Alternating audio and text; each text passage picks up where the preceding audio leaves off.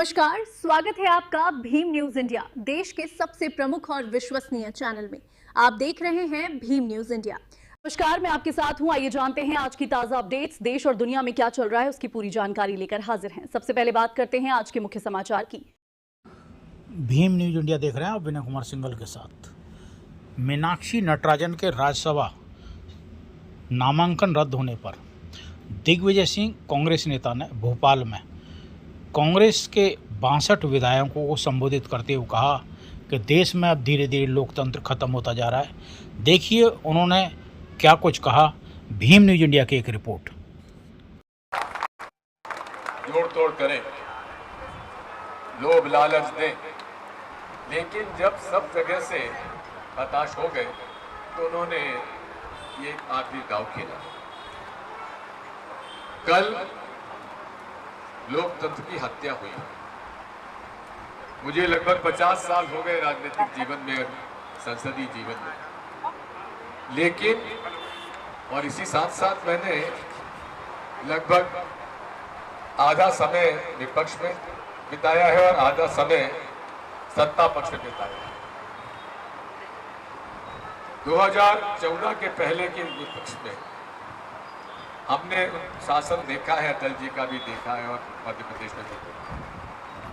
नियम और कानून की इज्जत होती थी और लोग बात डरते भी थे कि नियम और कानून का उल्लंघन होगा तो हम पर कार्रवाई हो सकती। लेकिन अब तो ऐसा लग रहा है कि उन्हें ना तो नियम की परवाह है, ना कानून की परवाह है, ना संविधान की परवाह है। उन्हें तो केवल निर्णय देना है, बाकी सब हम देख लेंगे। साथियों, आज देश संकट में है और ये बात मैं आपसे इसलिए कहना चाहता हूं क्योंकि हमारा समय तो बीत रहा है, लेकिन जरा उन लोगों की बात सोचिए जिसे जेन ज़ी कहते हैं, जिसका मतलब है कि 1997 के बाद जो पैदा हुआ और 2014 के पहले जब पैदा हुआ, वो आज उभर कर सामने आ रहा है। और जिस प्रकार से परीक्षाओं में पेपर लीक हो रहा है, पेपर रद्द हो रहे हैं, साथ में परीक्षा रद्द हो रही है, उसमें व्यापम से लेकर और अभी 3 दिन पहले जो व्यापम का जो दूसरा स्वरूप है उसकी जो परीक्षा हुई, उसके अंदर भी सॉफ्टवेयर में गड़बड़ी पाई गई। और हो क्या रहा है, उन्हीं ब्लैक लिस्टेड कंपनी को ठेका दिया जा रहा है, उनके साथ हिसाब किताब जो होता है। इसलिए मैं आप सभी से इतना ही निवेदन करूंगा कि जहां आज संविधान पर खतरा है, लोकतंत्र पे खतरा है, उतना ही हमारे नौजवान छात्र छात्राओं का, युवाओं के भविष्य पर भी खतरा है। मैं मध्य प्रदेश के एनएसयूआई और यूथ कांग्रेस को भी बधाई देता हूं, राष्ट्रीय एनएसयूआई और यूथ कांग्रेस को बधाई देता हूं। जिस प्रकार से उन्होंने छात्रों की और छात्राओं की जो परेशानी है, दिक्कत है, उसकी जो लड़ाई लड़ी है, वाकई में एक उन्होंने एक ऐसा ऐतिहासिक रूप से उन्होंने अपनी पहचान बनाई है जिसे हमें उसको स्वीकार करना चाहिए।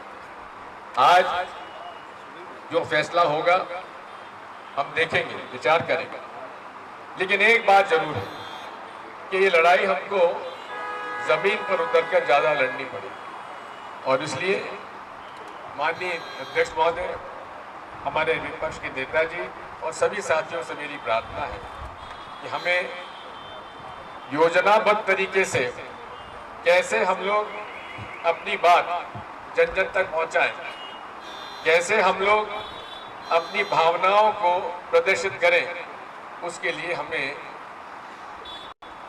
लिखित में भी अपने उनके खिलाफ चार्जशीट तैयार करनी पड़ेगी, बुलेट पॉइंट्स बनाना पड़ेगा, ताकि हमारा जो संदेश है आम आदमी तक हम लोग अपने साथियों द्वारा पहुंचा सकें। आज मैं आपसे इतना ही कहना चाहता हूं कि अभी हमारे पास लगभग 2 साल 2.5 साल है और इन 2-2.5 साल के अंतर्गत आपको तैयारी हर तरह से करना है और मुझे उम्मीद है कि हमारा नेतृत्व राहुल गांधी जी ने जिस प्रकार से दबंगाई के साथ राष्ट्रीय स्वयंसेवक संघ और भारतीय जनता पार्टी और विशेषकर नरेंद्र मोदी जी की सरकार पर जो वे निरंतर हमला करते चले जा रहे हैं, हम उनका बहुत आदर और सम्मान के साथ उनकी हम प्रशंसा भी करते हैं, क्योंकि उन्होंने जिस निडरता का परिचय दिया है आज के युग में, वैसी निडरता हमें बहुत कम देखने को मिलती है।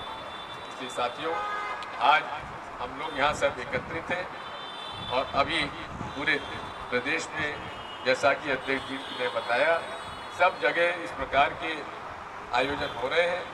आगे कैसे लड़ाई लड़नी है उसकी शायद AICC में कल बैठक है, उसके बारे में जो भी निर्णय होगा हम सब लोग पूरी ईमानदारी के साथ उसकी लड़ाई लड़ने के लिए तैयार हैं। मैं आखिरी में एक ही बात कहना चाहता हूँ कि आज भारतीय जनता पार्टी इस मामले में पूरा प्रयास करेगी, झूठे खबरें छापेगी, झूठे प्रमाण देने का प्रयास करेगी, उससे प्रभावित होने की जरूरत नहीं।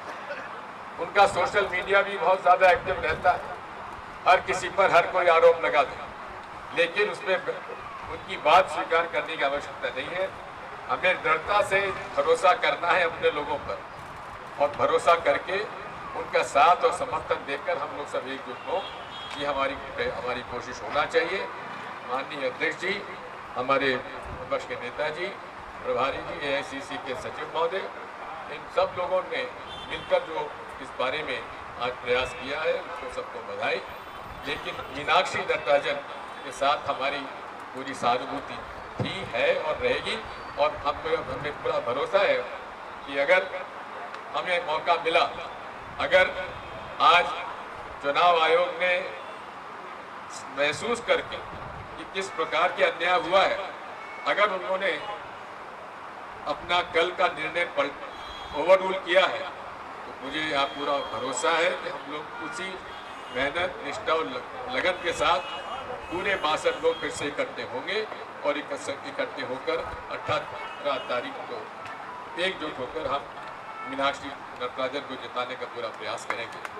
मैं आप सबको इसी बात से अनुरोध करने आया हूँ और आपसे अंत में इतना ही कहूँगा, हमें संविधान को बचाना है, लोकतंत्र को बचाना है और आज अमीर और गरीब की जो खाई बढ़ती जा रही है, गरीब की लड़ाई हमें लड़ना है, क्योंकि पूरी सरकार आज कुछ चंद परिवारों के हाथ में पहुंच गई है और उनके साथ पूरे तौर पर वो अपना जो उनका जो संपत्ति है, संपदा है, वो बढ़ती चली जा रही है। एक व्यक्ति जिसमें कि राजेश एक्सपोर्ट का मामला है, 15 लाख करोड़ उन्होंने कमा लिए, व्यापार कर लिए, लेकिन सेबी को मालूम नहीं पड़ा। विदेश में खबरें छपी तब जाकर सेबी को मालूम। और आप समझ लीजिए कि यहाँ नोटबंदी हो चुकी है, लेकिन नोटबंदी होने के बाद भी उस व्यक्ति ने स्विट्जरलैंड में जाकर गोल्ड रिफाइनरी, गोल्ड के शुद्धिकरण की फैक्ट्री खरीद ली उसने। ये पैसा कहाँ से आया, इस बात को आप समझ सकते हैं, कहाँ से पैसा आया, किसका आया। इनके पास जो अवैधानिक रूप से इन्होंने चंदा इकट्ठा किया हुआ है, इतनी राशि है कि ये इनके साथ हम मुकाबला नहीं कर सकते। इसलिए हमें पूरा प्रयास करना पड़ेगा कि हम लोग एकजुट होकर जनता के बीच में ज़्यादा रहकर उनके हितों की सुरक्षा के लिए लड़ाई लड़ें। आज किसान परेशान है, मजदूर परेशान है, व्यापारी परेशान है और किसानों के साथ जो अन्याय हो रहा है, आप सब उससे परिचित हैं, आप लोगों ने आंदोलन प्रदर्शन भी किया है। इसी के साथ मैं आपसे अनुरोध करना चाहता हूँ, हम सब एक हैं, एक रहेंगे और साथ में एकजुट होकर पूरे प्रदेश में अपनी लड़ाई लड़ेंगे। जय संविधान, जय लोकतंत्र, जय बापू।